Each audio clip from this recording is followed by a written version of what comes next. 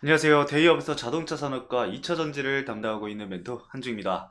자, 오늘 엔캠 함께 보도록 할 건데요. 엔캠 최근에 등락폭이 굉장히 큰 폭으로 이제 변동성을 보여주면서 자리를 잡아가고 있는 상황입니다. 그래서 현재 차트적인 부분들과 그리고 수급적인 부분은 제가 이전과 말씀드렸던 부분들을 좀 체크를 하면서 오늘도 한번 체크해보는 시간 가져볼 거고요. 그리고 엔캠 관련해서 기사가 하나 나왔는데 추가적인 공급이라던가 이런 이슈가 아니라 현재 엔캠이 광폭적으로 현재 북미 시장을 점유율을 높여가고 있다라는 기사인데 여러분들도 좀 읽어보시면 좋을 것 같아서 함께 좀 읽어보는 시간 가져보도록 할 겁니다. 물론 이제 엔캠 주주님들은 뭐 저처럼 이제 정보가 빠르시고 기사도 엄청 자주 챙겨보시니까 다들 잘 보셨을 거라고 생각을 합니다. 하지만 이제 저와 함께 보면서 어떤 부분을 우리가 좀 체크를 해봐야 되는지 중점적으로 봐야 하는지와 그리고 어느 부분이 중요한 부분인지에 대해서 말씀을 드려보면서 기사 함께 보도록 할 거니까요. 참고해서 따라와 주시면 좋을 것 같습니다. 자, 그럼 본격적으로 엔캠 오늘도 함께 보도록 하겠습니다. 자, 어제는 제가 수급적인 부분은 말씀을 못 드렸는데 어제 영상을 제가 촬영을 못 했죠. 그래서 어제 외국인 자금이 많이 빠졌습니다. 해당 빠진 증권사가 과연 어딘지에 대해서는 이따가 잠시 뒤에 수급적인 얘기를 할 때 함께 말씀을 좀 드리도록 하겠습니다. 그래서 현재 좀 더 지켜봐야 될 수급들, 메이저 수급들과 그리고 이탈된 메이저 수급이 어느 정도 되는지 그 부분에 대해서 잠시 뒤에 또 말씀을 드릴 거고요. 차트적으로 봤을 때도 사실상 자리를 잘 잡아가고 있는 상황이긴 합니다. 그래서 단기적인 추세선 21선이 올라와 주면서 주가와 맞닿았을 때 과연 재차 반등이 나와 주는지를 우리가 함께 보자 라고 좀 말씀을 드렸는데 아직까지는 이격 차이가 있기 때문에 좀 더 지켜봐야 될 부분이다 라고 좀 말씀을 드릴 수 있을 것 같습니다. 그래서 일단은 뉴스 함께 본 다음에 그 다음에 수급적인 부분들과 그리고 차트적인 부분들 다시 한번 말씀을 좀 드려보도록 하겠습니다. 자, 뉴스를 좀 살펴보시면은 여러분들도 다 보셨을 것 같은데 자, 엔캠 북미 2차 전지 시장에서 광폭 횡보 이 시장 점유 확대 순항 중이라는 제목과 함께 기사가 하나 올라왔습니다. 일단 서머리 먼저 두 줄을 먼저 좀 살펴보면은 북미 최대 규모의 조지아 공장과 그리고 배터리 전문 기업과 합작법인 OEM사 모두 직납을 진행을 할 거다. 2025년 말까지 연간 생산 능력 20만 톤 확대를 진행을 하면서 북미 대표 전해 공장으로 거듭날 것이다. 라는 내용인데 어떤 내용인지 자세하게 한번 좀 살펴보는 시간 가져볼게요. 자, 천천히 좀 읽어보면 중요한 부분은 제가 좀 체크를 해놨습니다. 그래서 일단 천천히 위에서 읽어보면서 중요한 부분은 왜 이렇게 중요한지, 왜 어떻게 해석을 해야 되는지에 대해서도 함께 말씀을 드릴 겁니다.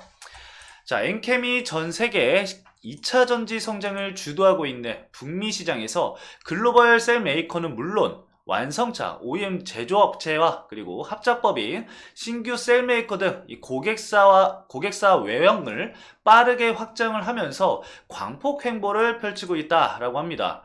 25일 글로벌 2차 전지 전액 전문기업 엔캠은 중요하죠. 여기 LG 에너지 솔루션, SK온 등 K 배터리 기업을 비롯해서 북미 시장에 진출한 다양한 글로벌 탑티어 고객들을 대상으로 제품 납입을 연이어 확정을 진행을 하고 있습니다. 합작법인 같은 경우는 여기 잠시 뒤에 나오니까 그때 말씀을 드리도록 하겠습니다. 자, 앞서 엔캠은 지난 2019년 현지법인 엔캠 아메리카를 설립한 이래 과감하게 선제적 투자를 진행을 했죠.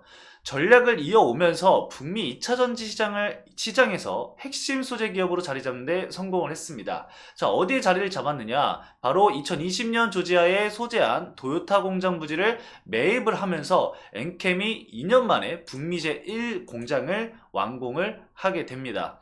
이를 통해서 엔캠은 당시 국내 업체 중에 유일하게 대규모 현지 생산, 현지 공급 체계를 구축을 이미 했죠. 이걸 토대로 해서 지금의 성장세를 더욱더 강하게 나가는 발판 역할을 현재 하고 있다. 그런 내용으로 보시면 될 것 같습니다. 자, 시장을 선점한 엔캠은 기존 대규모 공장 운영 노하우와 즉시 대응 가능한 대규모 생산 능력, 캐파를 빠르게 성장을 했고 현재 북미 시장에서 영내 전해액 공급을 주도를 하고 있다. 그래서 조지아 공장은 현재 연간 4만 톤 규모의 전해액 생산 능력을 보유를 하고 있고, 이는 북미에 있는 전해액 공장 중에 가장 큰 규모다. 중요합니다. 가장 큰 규모고, 이 부지 크기만 해도 여의도 전체 면적의 4분의 1인 약 35만 평에 달하고, 연간 2만 톤 규모의 MMP 공장도 현재 이곳에 위치해 있다고 합니다. 자, 여기서 이제 추가적으로 중요한 게 바로 캐파 증설이죠.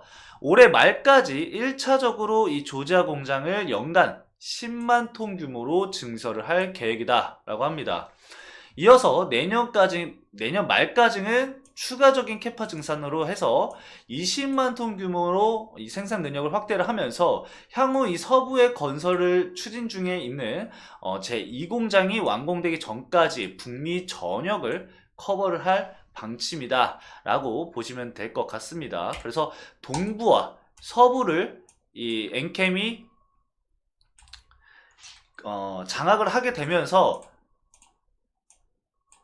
북미 전체를 커버를 하겠다라는 겁니다. 그래서 이게 핀셋 전략이다라는 건데 밑에 아마 나올 겁니다. 자, 아무튼 이어서 보면은 엔캠 관리자는 당사의 조지아 공장은 이 엔캠이 북미 시장에서 초기에 빠르게 점유율을 확대할 수 있었던 가장 큰 경쟁력이다. 이거는 진짜 맞는 말입니다. 일부 이제 선점을 해놨던 부분도 있고, 그리고 선제적으로 대응을 했던 만큼 그만큼의 이제 기술력과 그리고 경험들, 그런 노하우들이 현재 축적이 되어 있어서 더욱더 빠른 대응을 할 수 있다라고 이제 다른 기업들에서도 그거를 능력을 평가를 해주는 거죠. 그걸 높게 평가를 해주는 거죠. 자, 아무튼 아직까지도 이 조지아 공장은 북미 시장에서 현존하는 유일한 대규모 전해액 공장으로 강력한 진입 장벽 역할을 하고 있다라고 합니다. 자, 이걸 통해서 캐파 증설이 20만 톤까지 이제 증가가 된다라고 한다면은 2위는 당연하게 빠르게 제낄 거고요. 1위 업체를 과연 제낄 수 있는지, 그 부분도 우리가 앞으로 지켜볼 투자 포인트 중에 하나다라고 좀 볼 수 있을 것 같아요. 그래서 이제 최근 조지아 공장이, 이거는 제가 여태까지 꾸준히 말씀을 드렸고 여러분들도 너무나도 잘 아는 내용이죠. 이 해외 우려 기업인 FEOC의 세부 지침 공개 이후에 시장에서 굉장히 많은 관심과 주목을 받고 있다. 이게 주식시장이 아니라 전액시장을 얘기를 하는 겁니다. 물론 그걸 토대로 해서 현재 주식시장에서도 엔캠은 굉장히 핫하죠. 2차전지 관련주들이 다 하락세를 엄청나게 보이고 있는 현 시점에서도 엔캠만은 주가 상승이 꾸준히 나오면서 고가 부근에서 자리를 만들어가고 있는 상황을 만들고 있으니까요. 굉장히 자리를 잘 지키고 있고 그만큼 힘이 강하다라고 볼 수가 있겠습니다. 자, 이어서 보면은 엔캠의 조지아 공장은 지난해 3월 SK온과 조지아 공장의 전액 초도 납품을 시작으로 같은 해 8월 LG 에너지 솔루션과 이 GM의 합작법인인 얼티엄 셀즈 오하이오 공장에도 제품 공급을 개시를 했다라고 합니다. 여기에 엔캠은 올해 이 네바다주에 소재로 한 일본 배터리 기업과 SK온과 포드의 합작법인인 블루오벌, 이 켄터키주에 있죠. 얼티엄 셀즈의 제2공장에 제품을 공급을 할 예정이다 라고 합니다. 이렇게 제품 공급이 진행이 된다라고 하면은 이미 2위, 이 전액 글로벌 전액 점유율 2위 기업은 따놓았다 라고 볼 수가 있을 것 같아요. 자, 그리고 이어서 보면은 함께 엔캠은 보다 효율적인 이 현지 생산 공급 체계를 구축하기 위해서 동부와 서부를 중심으로 한 핀셋 전략도 추진하고 있다. 제가 아까 위에서 말씀드렸던 그 핀셋 전략을 현재 엔캠이 진행을 할 것이다 라는 내용입니다. 엔캠이 북미 시장에서 보다 세분화하고 이 고객 맞춤 영업 전략이 수반된 건설과 그리고 증설 계획을 펼치겠다는 전략도 의도적인 거죠. 현재 북미 시장에서 이 선진입 효과로 초기 레퍼런스를 확보해 나가고 있는 만큼 앞으로 운영 전략 또한 중요한 포인트가 될 것이다 라는 겁니다. 일단 앞서서 말씀드렸던 이 선진입 효과가 굉장히 톡톡히 효과를 보고 있다 라는 거죠. 이 회사 관계자가 향후 엔캠이 이 메인 공장인 조지아 공장을 중심으로 해서 동부와 서부, 북부 지역까지 이 사이트 전략 아래 북미 시장 공략을 폭을 더욱더 빠르게 확대해 나가는 것이 목표다.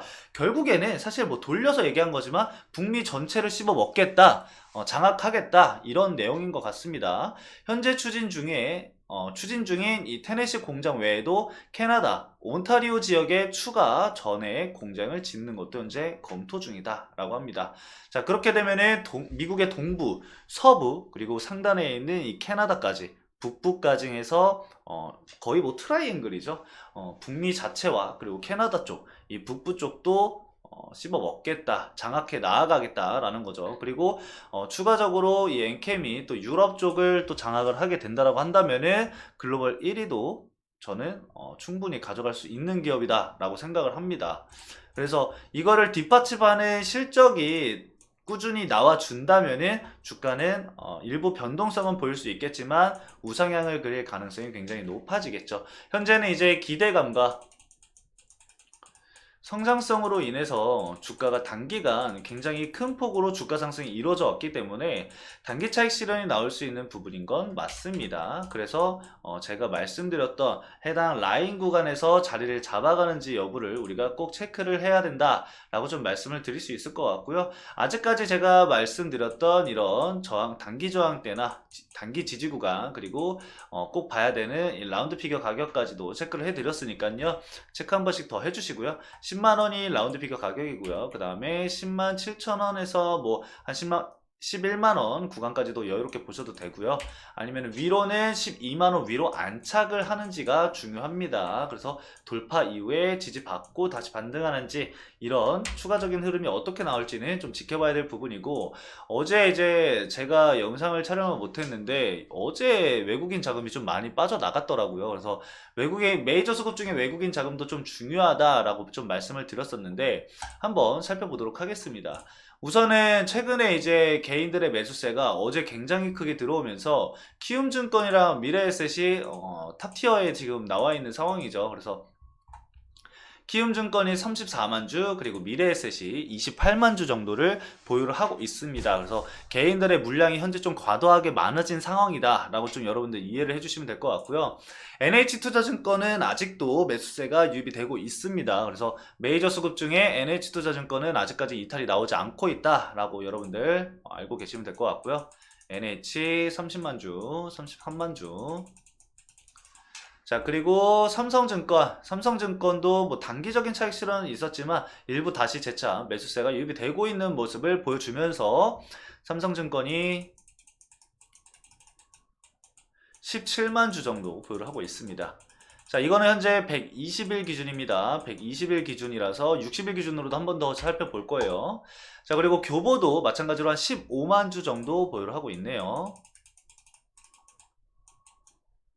15만 주. 자, 그러면은 결과적으로 외국인 물량이 어디서 빠져나갔느냐 보시면은 이 모건스탠리, 일단 자, 모건스탠리가 10만 주 정도 매도 물량이 나왔거든요. 현재까지 대략. 근데 현재 16만 주까지는 아직은 보유를 하고 있는 상황입니다. 정확한 집계는 또 내일 돼봐야지 알 수 있겠지만 현재까지는 일부 매도 물량이 나온 것으로 확인이 되고요. 그리고 이제 JP모건도 10만 주 매도를 진행을 했습니다. 그래서 24일날 10만 주를 추가적으로 매도를 진행을 했다라고 보시면 될 것 같고, 골드만삭스는 아직까지는 물량을 좀 보유를 하고 있는 상황이고, 메릴린치도 물량을 일부 보유를 하고 있지만 큰 금액은 아니기 때문에 패스하도록 하겠습니다. 자, 그리고 UBS 증권 또한 현재 16만 주 정도를 보유를 하고 있습니다. 그래서 얘네들까지 좀 체크를 해주시면 좋을 것 같아요. 그리고 신한투자증권도 한 15만 주 정도 보유를 하고 있기 때문에 NH, 삼성, 교보, UBS, 그리고 신한투자증권까지 이렇게 5개 창구를 여러분들이 좀 체크를 해주시면서 대응 전략을 구상을 해주시면 좋을 것 같아요. 그래서 외국인 자금이 매도 물량이 일부 나오면서 이 하방 압력을 가했잖아요. 이때 7%까지 이제 주가 상승이 나왔는데 이거를 외국인 자금이 매도 물량이 나오면서 차익 실현으로 인해서 하방 압력이 일부 가해졌다라고 보시면 될 것 같습니다. 그래서 앞으로도 제가 이 수급적인 부분들은 꾸준히 체크를 하면서 여러분들에게 말씀을 드릴 거고요. MKN 관련해서 기사가 있으면은 빠르게 체크를 해서 여러분들에게 전달을 해드리는 시간을 가질 거니까요. 저희 채널 구독과 좋아요 한 번씩 부탁드리도록 하겠습니다. 자, 오늘 영상 여기까지 말씀을 드리면서 마치도록 하겠습니다. 저는 다음 영상에서 또 좋은 내용으로 함께 찾아뵙도록 하겠습니다. 감사합니다.